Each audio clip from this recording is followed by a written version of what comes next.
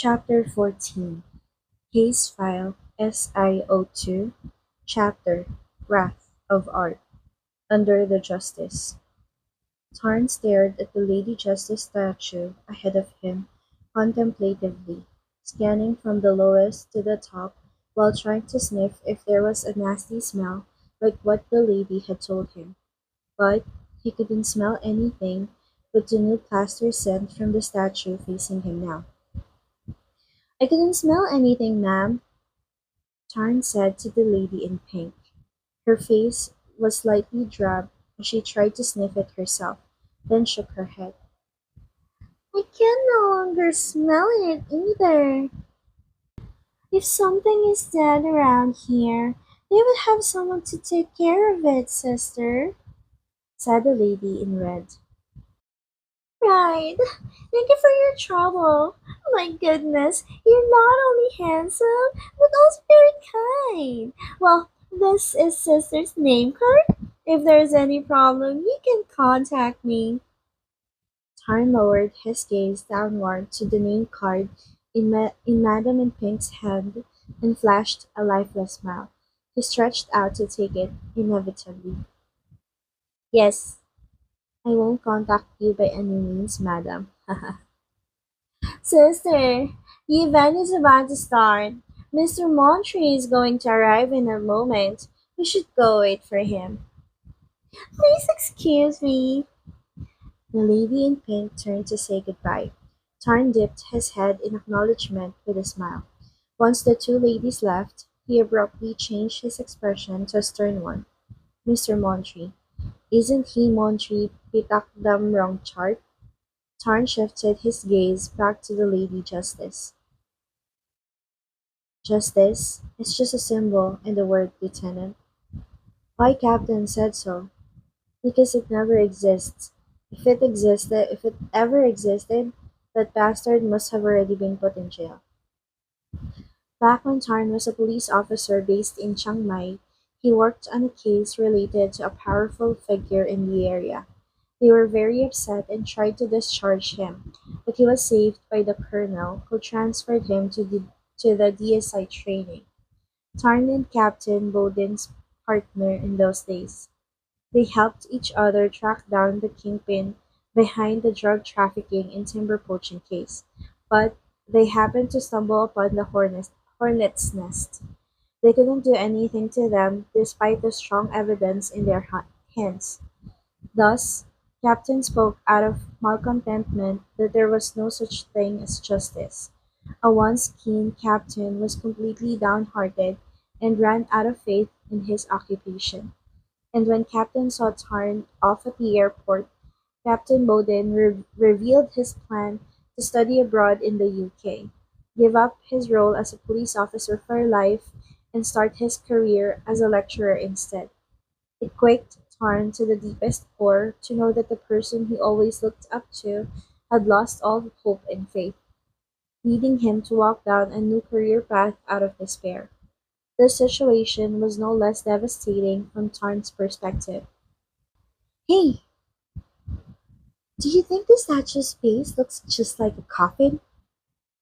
Tarn gazed downward at the statue's pedestal covered by smooth, white satin, then switched his gaze to two adolescent girls beside him. The girl in a white dress restrained her friend to stop nonsensical thinking. Who would be crazy enough to place a coffin in an event like this? "It was a coffin, indeed," Tarn interrupted and emitted a smile to both girls. The girl in black pivoted to her friend. "See? You think the same, right?" In the last line, the girl meant to talk to Tarn as she took a step to position next to him. "Yes, actually, it might also be the artist's intention to present it in such a manner, because the sword in the goddess's hand points downward the floor, signifying a caution to those in law enforcement that such a weapon could harm anyone, good or evil," Tarn explained. "I see. You're telling me they made the statue's pedestal similar to a coffin to signify death, right?" "Yes, I suppose." Then the lady in white approached and poked her friend. then looked at Tarn in distrust. She whispered something to the lady in black before excusing themselves. It prompted Tarn not to know which expression to wear. What? When he was so handsome like this, why did they still find him suspicious? Look who's the Prince Charming here. Tarn turned toward Paya. Not as charming as you are, I guess. Don't think that Tarn couldn't see it. A bombshell in red had just given Paya a name card. Paya shrugged. Because I'm handsome. Couldn't argue. Tarn wrung his mouth icky to Paya, then turned his attention back to the statue. Paya saw Tarn captivated by this statue. He asked, Interested? I've heard this statue's worth 30 million baht and already reserved. by whom? Paya didn't answer, but motioned for Tarn to look at the statue's owner-to-be instead. Seeing a chubby man with a dignified manner greeting the visitors with a smiling face, Tarn's eyebrow instantly twitched. Montri, Pitakdam Rongchard. Tarn glared at that person in that dissatisfaction. Haya saw Tarn's demeanor and switched his gaze to the man looking back at Tarn with a heartwarming smile. It aroused curiosity in Paya if there was any relevance between the two, or were they bound in any conflict before? Long time no see, Tarn. How has Cal been? I have heard she has been under the weather for days already. The man, who caught the attention of everyone, approached Tarn and offered a hand gesture. It drew every pair of eyes to look their way with interest mixed with envy of how the flawless-skinned man gained Mr. Montree's attention. "It'd be nicer if you call me Lieutenant Tarn." Tarn shook Mr. Montree's hand and flashed a rigid smile. "And my mother is alive and well. She doesn't need the outsider's concern." Tarn spoke out of his gritted teeth and withdrew his hand back. Mr. Montreal unfurled a smile with no hard feelings toward Tarn's disgruntled huff as he swiveled the Wypoch, the exhibition host. Where is the statue I reserved? "Aye, yes, this way, sir." Tarn stepped aside for Whitebush to lead Montreal to Lady Justice. Once Mr. Montreal stood before the statue, all the flattered crew rushed over, including Captain Ejima. When she walked past Tarn and Paya, she slightly fitted up at them and resumed her former aim. You two knew each other before? Paya asked in a whisper. "I once worked a case, and happened to steer a hornet's nest." Paya could instantly understand what Tarn meant. This man would be the hornet's nest that Tarn mentioned. Anyway, Paya felt familiar that he had seen this man ask his father for a fund, but his father turned him down for some reason that caused Mr. Montreal to blow a fuse. However, he couldn't do anything to his father but stomp out of his place. You seem to know your family too. Haya continued. Tarn paused for a second before saying, "Because this son of a bitch wants to get laid with my mom." Tarn's blood boiled to talk about it. Once Paya saw Tarn's fury skyrocket, he didn't probe anything further. The tall figure glanced at those elite people who were fawning over Mr. Montreal. He couldn't help but think that it was utterly ridiculous. Every individual was born with 2 hands and 2 feet. Why did they always search for a more substantial pillar to lean on, even though every one of us possessed the ability to stand tall on our own? While Tarn and Paya were surveilling the audience, were cocking their ears to the meaning of the statue's portrayal from Whitebush, the exhibition's host artist. Suddenly, a woman in a light yellow shirt and black slack trousers emerged. She wailed a loud rebuke at Whitebush and panicked the crowd. Seeing the circumstance, Tarn and Paya halted the situation by preventing the weeping middle-aged woman from harming Whitebush. But not even before she could reach him, she was pushed by White Budge so violently that she bumped into the statue on a pedestal. Paya got her and grabbed her before falling, while Tarn grasped the goddess statue with difficulty just before it hit the floor. However, the statue was too heavy, supposedly heavier than those lugs he used to carry. Thus, the slim figure staggered and fell under it, causing the statue to roll on the floor and ship off. God damn it! Where's the guard? Come lift the statue now! Don't make more scratches!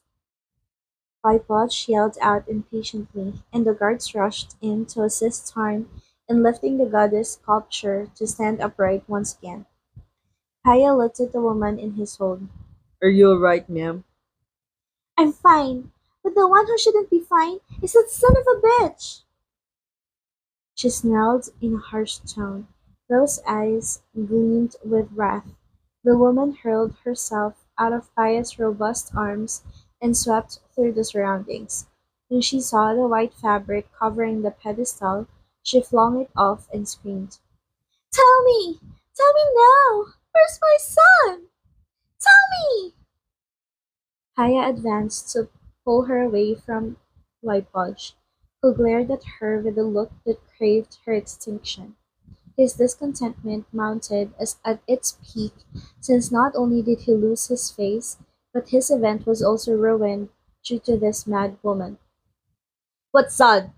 I didn't even know you, and you ruined my exhibition. Get her out! Whitebudge ordered with a dark voice before swiveling to Mr. Mondry, bowing for apology. Mr. Montry, I'm sorry for this chaos. Montry watched the mess in front of him with annoyance. He managed to reduce himself to join this event, but this disgrace occurred. Haya loosely grasped the woman. He didn't grasp her at full force as he feared he would hurt her, but she used her strength to wiggle her body out of his grip, pulling out a knife from her purse and advancing to Wipodge, causing the crowd to shriek with terror. Haya rushed forward, aiming to snatch the knife from her hand, but she still held it on tightly, refused to let loose easily, and kept wielding her weapon to harm Wipodge. Seeing the situation escalate, Tarn approached to support Haya. That woman was raving mad, and Haya might accidentally be injured. Let me go! Let me go! He must die! A person like him must die to deserve what he did to my son! A scumbag who stole the other piece of art like you still shamelessly exhibits the false claimed art like it's yours? After hearing it, her words caused a big stir among the crowd as they gathered to gossip about the exhibition host. Dyer! Don't talk nonsense. Someone like me never does a vicious thing like that. Enough of your baseless accusation already. Whitewash made his excuse. Ma'am, please, stop! Tarn persuaded the woman, gripping her knife tightly with two hands. Ajima got Tarn's back to block the irrelevant crowd from this thrilling scene. She whispered to Tarn and signaled to Paya. Tarn dashed to lock one arm of the delirious woman, and Paya took charge of her other side. They tightened their lock until she was done fighting back and panted heavily, glaring at White Podge in despair. However, her hand still clenched on her weapon. Tarn and Paya helped each other to disarm her. Clang! The knife dropped onto the floor. Ajima lowered herself to pick it up with the fabric. Seeing the situation subside, Waipoj shouted. Put her in jail, Song. Ajima exhaled a sigh before gesturing to Tarn and Paya to take her out. You don't need to escort me. I can walk myself, the woman said in a faded voice with a downcast expression. Her obedient, capitulate attitude caused two police officers to be caught off guard, thinking she would yield. But no sooner had she taken a step forward than she turned to stomp on Tarn's foot and pushed Paya to hit the exhibited vest. She rotated on her heels to advance Wipodge, who was examining the statue's damage. She pulled out another pocket knife targeting to stab Boy Podge. Ajima, who was cloth wrapping the former weapon, was about to halt her, but Tarn pushed her by the shoulder. Tarn warded off the blade from this mysterious enraged woman who knew self-defense, that he slipped and cut on his hand, causing him a long wound. Once the middle-aged woman realized she attacked the wrong person, her eyes widened as she dropped her knife among the crowd that shrieked, panicking. Vipage frowned with terror. He retreated from the scene with shaky legs until he staggered upon the ajar plywood pedestal to open wider, letting a nasty, rotten smell that prompted everyone turning their faces in disgust. The crowd waved their hands to fan off the smell and swept around to find its origin. Predicting that the situation tended to go astray, Montri ordered his men to lock her up before she went berserk again. Haya watched the incident ahead of him, petrified. The vision of Tarn holding his bloody hand overlapped with a vision of a woman in warrior attire running to obstruct a spear throwing Indarawan's way. That spear impaled her body in front of his very eyes and was pulled off until her blood splashed all over. Aya saw himself rush to that woman and held her. Vasa! She was a mirror image of charm.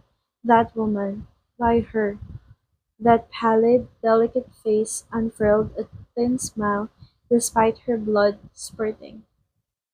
"Ah, I know that you love her so much.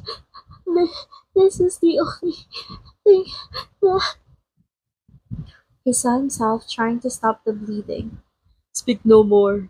Hold still. He said anxiously. She shook her head and closed her eyes, let the tears cascade down her face in quietude, and mustered up the strength she had left to part her discolored lips and went on. That can do for the I love.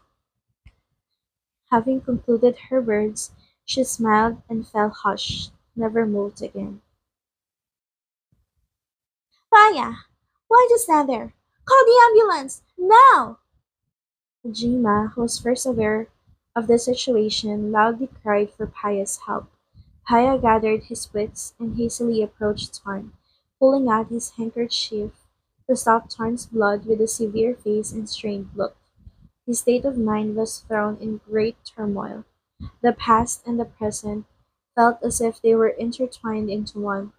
The reflection that Tarn was stabbed still lingered in his sight, and now he was cut until he bled. If his past lives and Tarn's ended up with bloodbath over and over again, what would Tarn's present life? Would he spill his blood once again?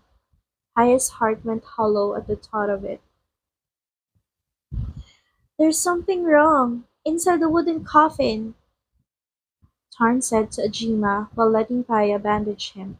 Ajima was also curious about it, so she stopped at the statue's wooden pedestal and kicked on the plywood, revealing something inside. Ah!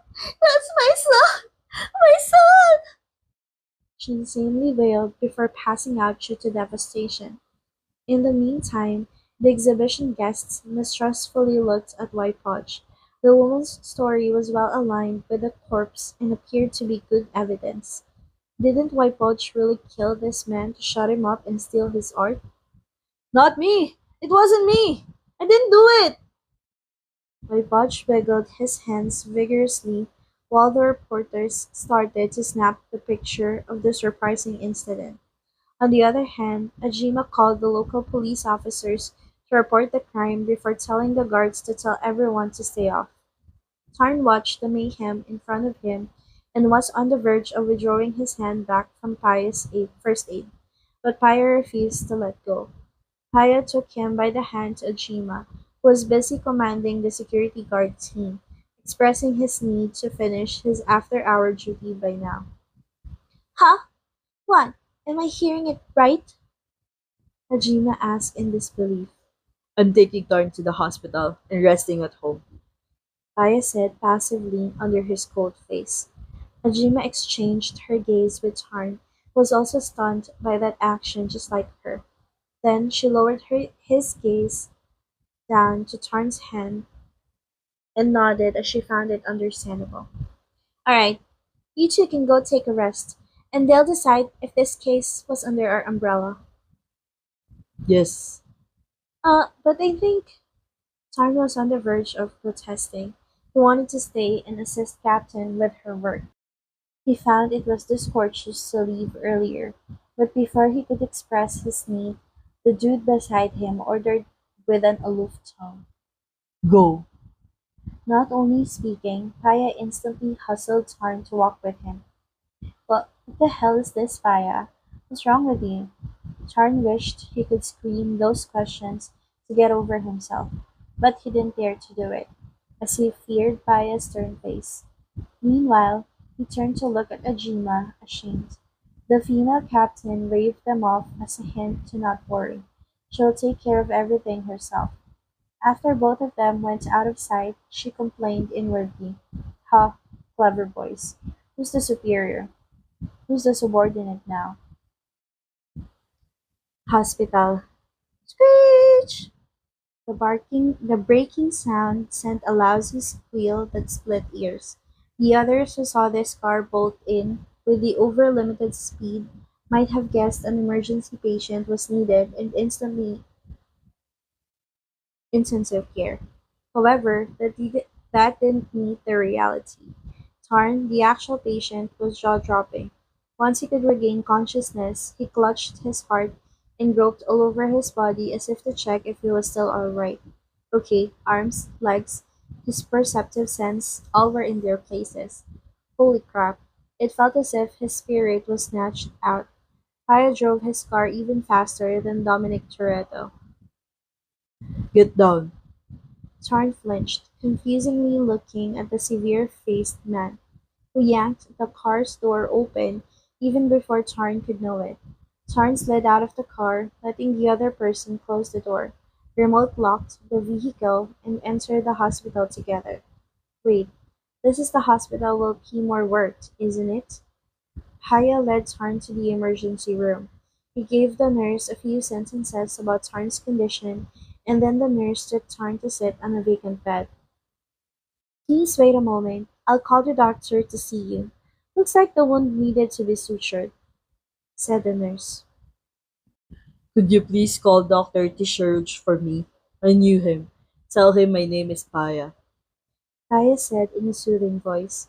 His courteous manner caused the female nurse to blush, looking at him in awe. She rapidly nodded and strode off the room.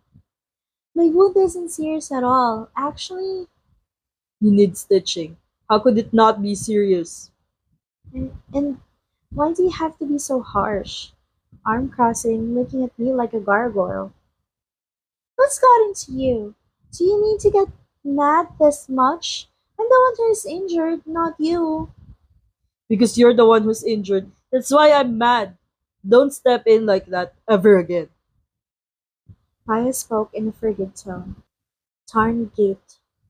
But that was an emergency.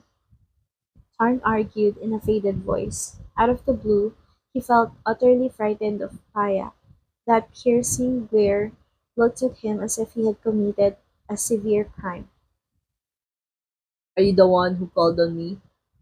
The deep, gentle voice spoke out with the appearance of a doctor in a white gown, holding the wound dressing kits in his hand.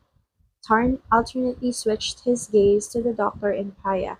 It confused him even more.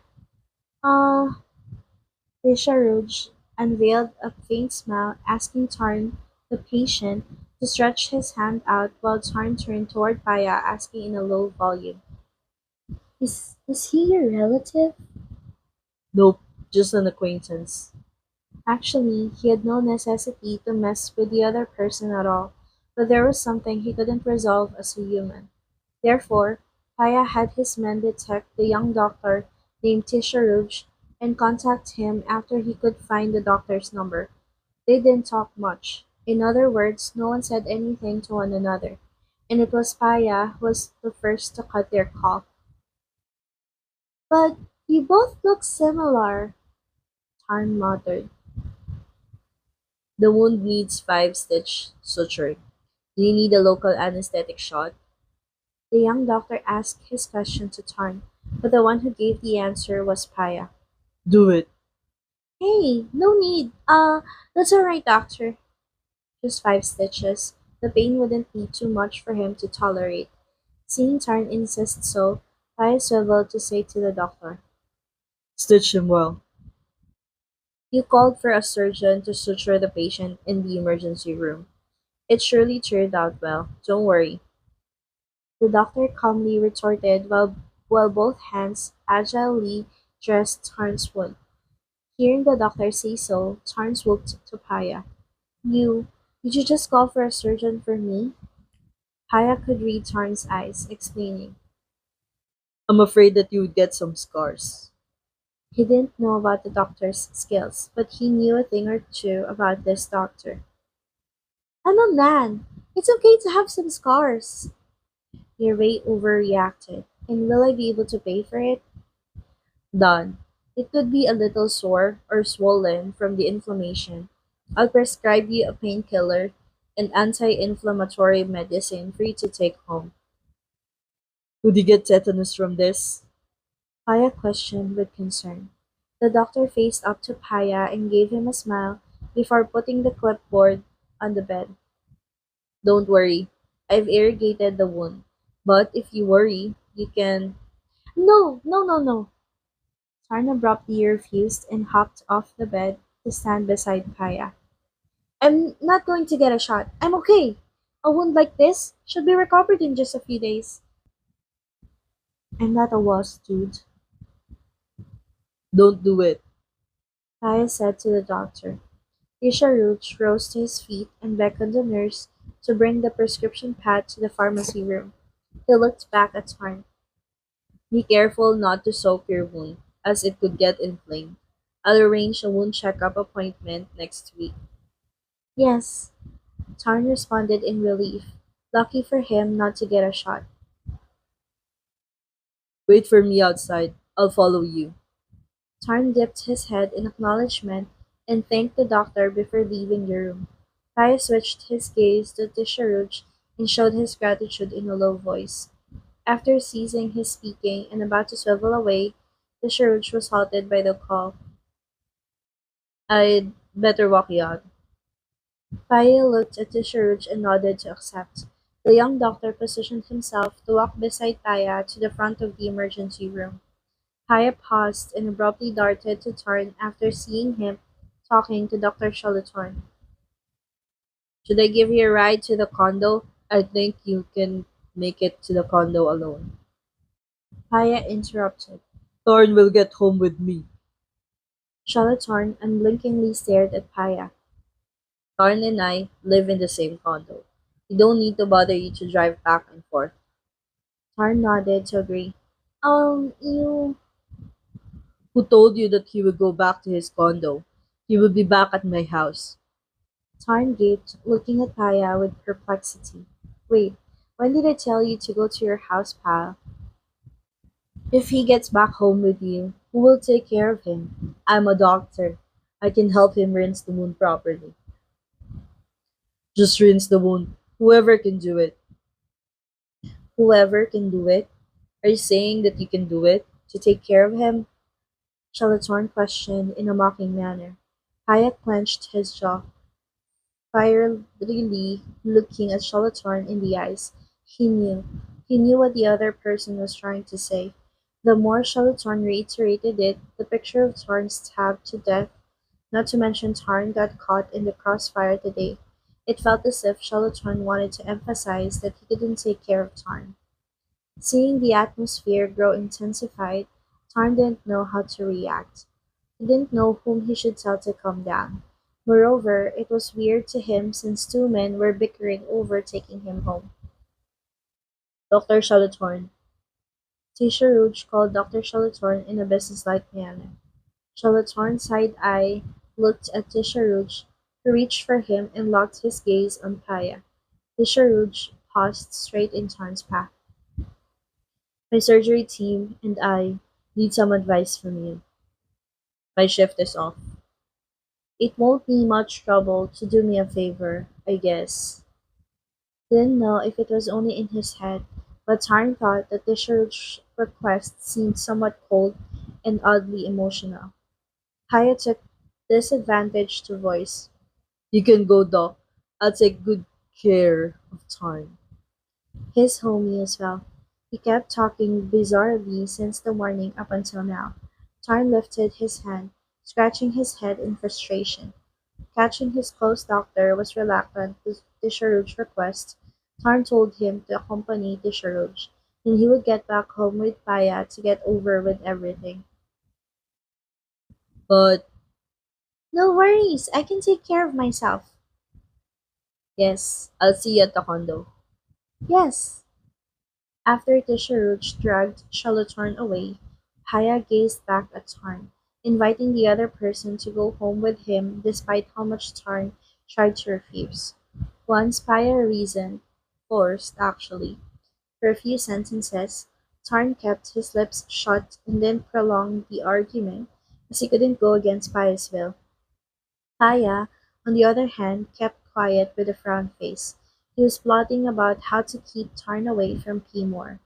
What should he do to prevent Tarn from returning to the condo? Paya thought, with a fire burning in his heart for unknown reasons. Once he pictured Tarn going back to sleep in the same condo with Shalatorn.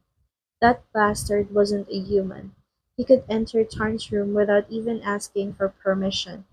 What if he does anything to Tarn? Hmm. Or should I buy a room in Tarn's condo?